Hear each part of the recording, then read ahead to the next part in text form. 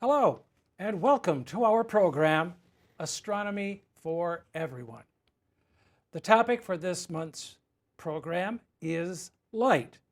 And here to talk with us about this topic is Tim Campbell. Tim, welcome back to the show. Don, thank you for having me back. You're entirely welcome. Entirely welcome. So we're going to talk about light. How does our story get started? Okay, well, our story gets started initially with the first notions of light were that light didn't have a speed. Everything else has a speed, but light doesn't have a speed. Whatever you would do to try and verify if light has a speed, you wouldn't really be able to measure it. Wave your hand as fast as you want, and the shadow on the ground keeps up. And so it was common knowledge with all the great minds of the time. And so we're talking about people like Aristotle and René Descartes and Giovanni Cassini, and many more, right? They all think that light just travels without delay. Okay, all right. There is one guy who holds out hope that light has a speed, and that is Galileo. So Galileo devises a little experiment. So the idea is if you and I are both holding lanterns here, and we're going to do a little speed test, I'm going to block my lantern and you're going to block your lantern. I'm going to pull the card away, and as soon as you see light from my lantern, you pull your card away. And as soon as I see light from your lantern, in that round trip time, we're going to try and time it and see how long that takes. And then Galileo says, we'll do the same experiment really far apart. Maybe one person on a mountain, across the valley, another person on another mountain. We'll do the experiment over, and we'll see if we can measure a different round trip time. Unfortunately, Galileo does not measure any delay in the speed of light. So he concludes that either light really does travel without delay, or to his credit, that he simply doesn't have the tools to measure it. It's faster than his experiments can replicate. Okay, but then we have the issue of longitude. How does that tie in? So the longitude story so this is kind of an interesting twist on it. So the light is traveling without delay is more or less settled at this point. But what happens is we have ships that will, on a short journey, things are fine. They use something called dead reckoning to figure out where they are. So dead reckoning says, I toss a little, tied to a rope, a little float overboard. It's got knots tied at various lengths throughout it. And I let the ship run for about a minute with this float. And at the end of the minute, I pull it back in and count how many knots. And that tells me about how fast is the boat going through the water and what's my compass heading. And I just sort of figure out, okay, I've been going that way for this long. This is probably where I am by now. But this is loaded with errors because it doesn't compensate for things like current. I can use a sextant to find out how north or south I am. Just look at the North Star and see what the angle is. The latitude. The latitude. Mm-hmm. But if I want to know my longitude, I don't have anything fixed in the sky because the stars are moving from east to west. So I really need to know what time it is. The problem with knowing what time it is that there are clocks, but these clocks require pendulums. And so you can imagine what's going on when you have a pendulum, which is swinging from one side to the other when the ship is pitching and rolling and doing all sorts of these things on the waves. And so the clocks just don't work. And so this would be a problem? This is a problem because on a long journey, where now you're sailing for weeks and weeks, you run into, I'm trying to sail to an island, and not only do I miss the port, I miss it by so far that when I get out and look at the ocean in all directions, I see no clue as to which way I need to go. So I can get lost at sea, I have to find my latitude and go back and forth until I find my destination, so that's a problem. But the bigger problem had to do with underwater rocks and reefs. And that is they would chart where these were, they knew where they were, they knew to sail around them, and they would use that dead reckoning thing I talked about and sail so that they were sure they were clear of the reef before they would make their turn north or south, and they would hit the reef. And so the biggest one was It's called the Scully Naval Disaster. This happens in the early 1700s. The British Navy is coming back from a victory, and as they're heading home, they do try to sail past one of these reefs. It is nighttime, so they can't see, and they turn north when they think it is safe, and they do in fact crash into the reef. 4 ships are lost out of their fleet, and about 2,000 hands are lost. And that's when they said, enough is enough. So how did they solve this problem? So they create a thing called the Board of Longitude, which is going to try and find the great minds to see if we can solve a problem. And with the Board of Longitude, they come up with a prize. And so the prize is, you're going to win a king's ransom if you can figure out how to solve the longitude problem. There is a book on this called Longitude. It's a great read, by the way. But the stories, the ideas that people come up with some of them are absolutely insane, just like crazy ideas. I won't ruin the story for you, but there was the guy that finally solves the problem is not the direction that we're going to go tonight. The guy that solves the problem comes up with a way to make a clock, the Harrison clock, which is a clock that can accurately work on a ship and doesn't use a pendulum. So that's the guy that finally solves it.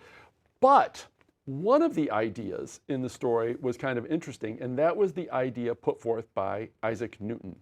Well, what was his idea? So Newton's idea was based on the work of Galileo. So Galileo, as you recall, pointed telescopes at Jupiter in 1609 and notices not only Jupiter, but the 4 Galilean moons.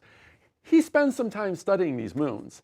And one of the things he gets good at is timing the period of their orbit. So there are 4 moons. The innermost moon, Io, orbits Jupiter in about 42.5 hours. So his thought is this: let's create a table with each date of when the transits will occur, when the occultation. So a transit is if the moon goes in front of Jupiter, an occultation is if it goes behind Jupiter. So he's going to make a table of all the transits and occultations on which moon will do it and on which date. You do this table for years into the future, so that if your ship is on a voyage for a few years, you still have more valid dates.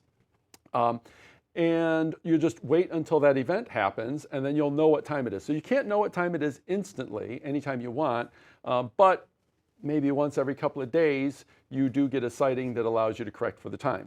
You'd have to have it dark, of course, to be able to. And clear. Mm-hmm. And your ship is pitching and rolling, which means that the way you have to do this is quite tricky. So they create this thing that almost looks like a bathtub floating in another bathtub to try and cancel out the motion of the ship. And that's where the person who's going to be doing the sighting, he wears this gadget, which I will probably slaughter the pronunciation. I believe it's pronounced celatone, but it looks like goggles with a telescope on it. And he's going to try and observe these occultation events happening. And then when that happens, you'll know exactly what time it is. And since you know exactly what time it is, you will be able to figure out how far east or west you are. Sounds like job done. Sounds good to me. Yeah? Yeah. Except there is a problem. So before they do this on an actual voyage, they say, maybe we should actually test this. How about we test it on dry land in our home port? So they get the table and they wait for the next time of the transit. And when they check, they catch the occultation. The occultation does not occur when the table says that it will. In fact, when they try this time after time, the problem that they're having is sometimes these occultations are happening as much as 8 minutes too early or as bad as 8 minutes too late. Now, sometimes they're on time. This baffles the astronomers because there are rules of planetary motion that we have sort of figured out in this day that talk about the behaviors of orbits. Yeah, Kepler's laws of planetary motion. Exactly. Yeah. And what's happening is these moons appear to be violating these laws. These moons are speeding up and slowing down, and they should not be. So there is a guy who stumbles onto a coincidence. And that is? So this is a Danish astronomer. His name is Ali Romer. What he notices is a correlation. So as you can imagine, the Earth is going around the sun. What he notices is that when the Earth is on the same side as the sun as Jupiter, so in other words, when the Earth is closest to Jupiter as we will come, that is when these occultations are happening 8 minutes early. When the Earth is on the farthest side of the sun, opposite side from Jupiter, that's when they're late. If the Earth is, on either side of the sun that's not closer, not farther, more or less the same distance, that's when the occultations are on time. And he notices this with consistency. So he has an idea that, remember, we said that light travels without delay, and everybody who's ever tried to test it failed. Romer says, I think light has a speed, and those planets or those moons are not speeding up and slowing down. They are simply taking longer for the light from the event happening to reach our planet Earth due to the speed delay of light. Because of where the Earth is in its orbit around the sun, placing it closer or farther away. Ah. So he gets opposition to this, but the way you, in science, the way you prove that another scientist is wrong is you look at their work and you do the experiment and you prove that they're wrong. So when others try to check this out, they get the same results that Romer gets. And so the conclusion is that Romer is in fact right, and that light probably does have a speed. They try to estimate that speed, but they don't know how big the solar system is. They undersized it by a lot. So they came up. This is Romer in his work? Romer's, yeah. Based on Romer's work, the speed of light that they come up with is not the correct speed due to their bad estimates of how far things are, but they do successfully determine that light does in fact have a speed after all. And so there we are. It does have a speed, which we now know, of course. We're going to take a quick break right here. If you have a question, please send us an email. The address is down there at the bottom of your screen. And coming up next is Term of the Month with Stephen. Thanks, Don. The term of the month is Lucy Night. With NASA's Artemis program aiming to return humans to the moon soon, the usual ideas for what to do there are active. Lunar resources like polar water ice, learn stuff about the evolution of the solar system, the moon as a platform for astronomy. But this last one, this time around, is really quite interesting. The far side of the moon is the most radio quiet place in the solar system. The moon shields against Earth radio, and we're terrible. Radio waves over 15 meters are blocked by the Earth's ionosphere, so you can't see them on Earth. You can't make a radio dish that does it. The cosmic dark ages, from when the cosmic microwave background was emitted to when the first galaxies were giving off light, which is about 400 million years later, is a time where the 21 centimeter hydrogen line is stretched to these longer 15-meter wavelengths. The moon may be the only place to detect them. NASA's Lucy-Night mission is planned to land on the lunar far side in 2025 or 2026. That's coming up pretty soon. The mission will be the first attempt to get this data. How did the first non-stellar matter evolve into stars and galaxies? It's a fairly simple pathfinder, but there are challenges. It will operate in the 14-day night in the cold. There won't be noise from the Earth, the Sun, Jupiter, or Saturn, but it will have noise from the Milky Way. As a new wavelength, we expect surprises. And that's the term of the month, Lucy Night. Back to you, Don. Thanks, Stephen, and welcome back. We're here with our guest, Tim Campbell, talking about light. Now, we talked about the speed of light in the first part, but what is light's nature? I've heard it both as a wave and a particle. Yes. And so it does have wave-particle duality, not that they know this at the time. So there's two people who have different ideas about it. They are Sir Isaac Newton and also Thomas Young. Most of you probably heard of Isaac Newton. Thomas Young is a man of many talents. He's also one of the people, two people credited for cracking how to read hieroglyphics. Yeah, he was the Englishman, and Champion was the Frenchman. Yes. Yeah. And so Newton comes up with this idea, it's a particle. Young comes up with the idea it's a wave. Now, Young has done an experiment, so he believes he has actually confirmed that it is a wave. From there, let's talk about a little bit about waves, though. So if I have, and we'll have some clips for you, if I have a simple sine wave, just oscillating up and down, I could actually, depending on the frequency of the wave, I could generate a tone, and you would be able to hear it. So I have a simple wave. I want to speed it up so I have a higher frequency. So I'm going to multiply my sine wave times 10, so I can get more waves. And you see a wave, and just pretend that this is playing a tone. Now, we'd actually have to have hundreds of hertz, not just 10 hertz, to hear it. But let's just listen, and we're going to get a sound out of this. Okay, so you get a tone, right? You get the idea. Now let's just change it up just a little bit, and instead of 10, we'll go to 11. Now in really it would be hundreds of hertz, and we're just going to use a slightly louder tune, or higher tune, pitch. Okay, so a slightly higher pitch. Well, what happens if we overlay both of the waves on top of each other? You get where they are the same, they're converged on top of each other, but sometimes they're in opposition because they're not exactly the same frequency. And this creates something called wave interference. So listen to what happens when we play both tones at the same time.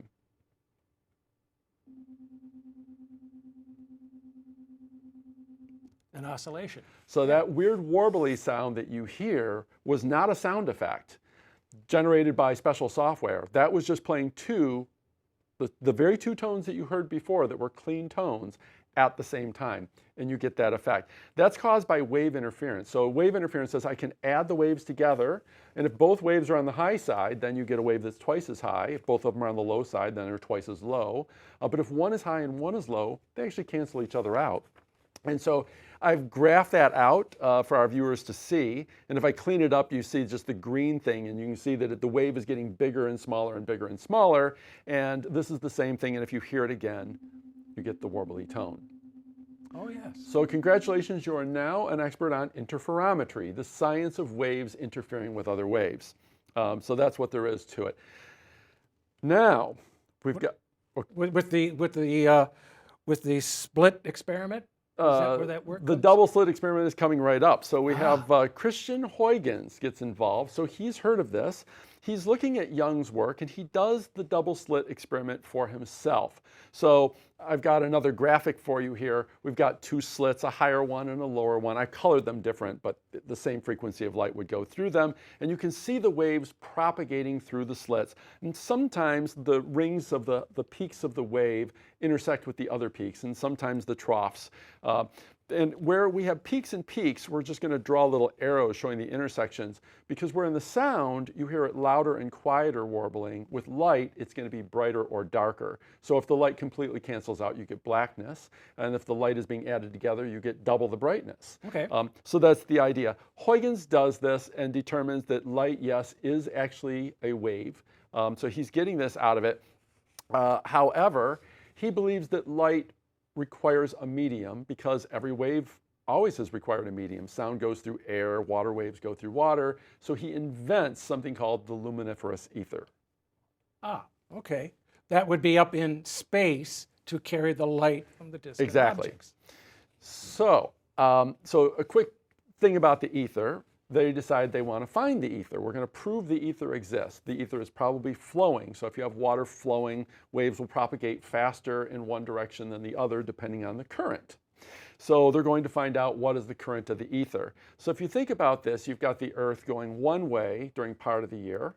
And then 6 months later, the Earth is on the other side of the sun going the other way. Well, because the ether has a flow in just one direction. We assume. Okay, the current. Sure. And so the idea is if it's if I'm going 30 kilometers a second that way for part of the year, and 6 months later I'm on the other side of the sun, I'm going 30 kilometers per second that way, that's a difference of 60 kilometers per second. That's a pretty noticeable difference. So you should detect a difference in the speed of light. Seems reasonable. Sure. Yeah. Okay, so this is the idea of the double slit experiment. And there is a guy named Albert Michelson, and he invents a gadget that is going to measure this. And his gadget is an interferometer.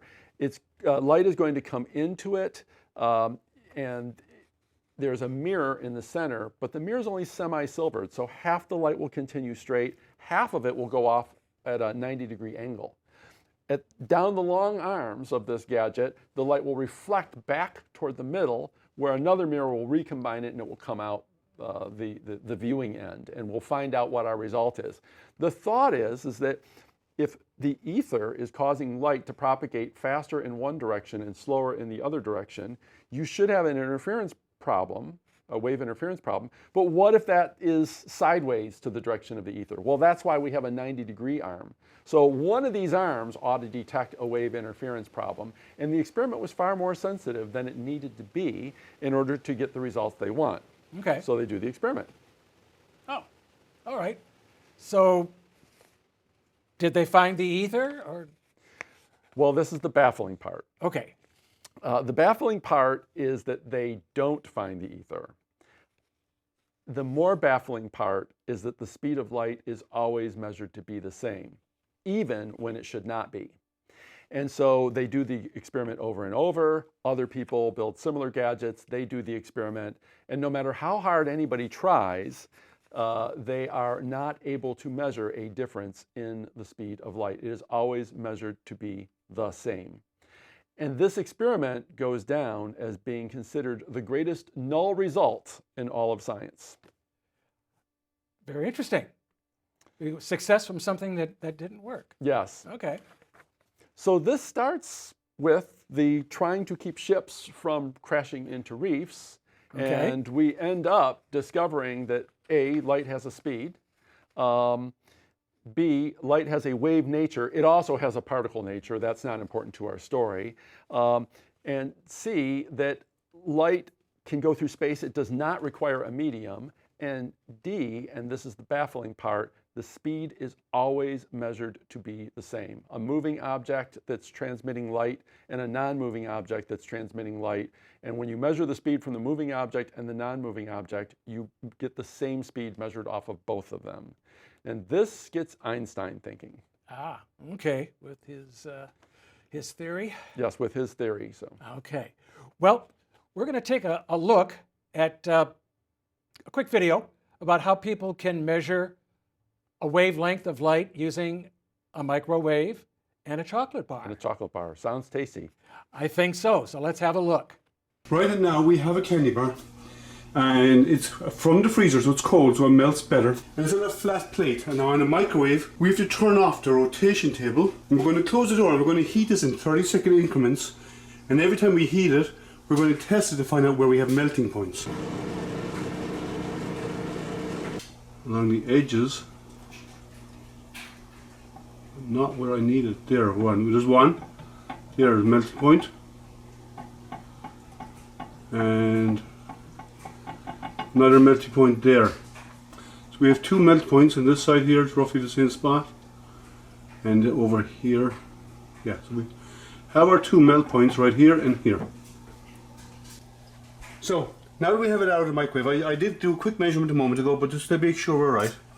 I have it at 61.13 millimeters. So if I measure here, from the center of this to the center of here, it works out at about 61.13 millimeters. And we're going to take this from here now, and we're going to bring it over and put it in some calculations. So let's go and do a little bit of math, but simple math.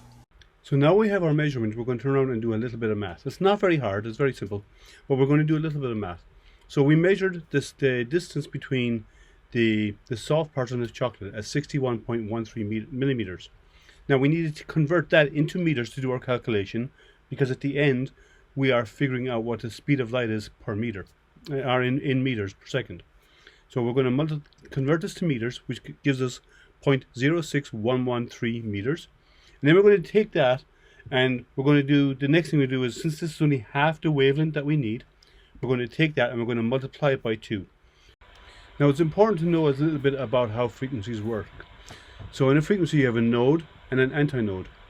What we're going to be measuring is when we measure the chocolate bar, we measure from the top of this antinode to the bottom peak of the antinode. And we need a full frequency. That's only half the frequency.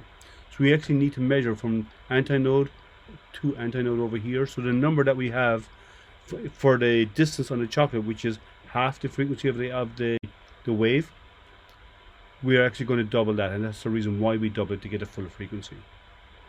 So 0.6113 meters by 2 equals 0.12226 meters.